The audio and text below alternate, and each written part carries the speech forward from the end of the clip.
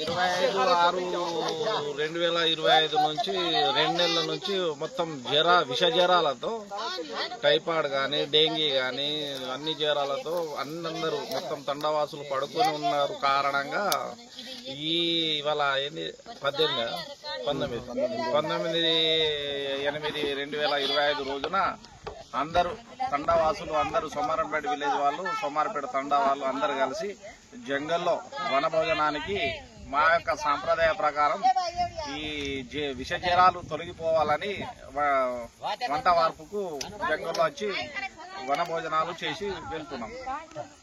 జ్వరాలు వస్తున్నాయి అందరికి కాబట్టి అన్ని తొలగిపోవాలని అడవిలోకి వచ్చినాం.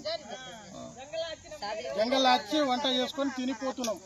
ఈ జ్వరాలు వస్తున్నాయి కాబట్టి అందరికి దాదాపు 2 నెలల నుంచి జ్వరాలు వస్తున్నాయి కాబట్టి అందరికి ఈ వనభోజనాలు జంగల్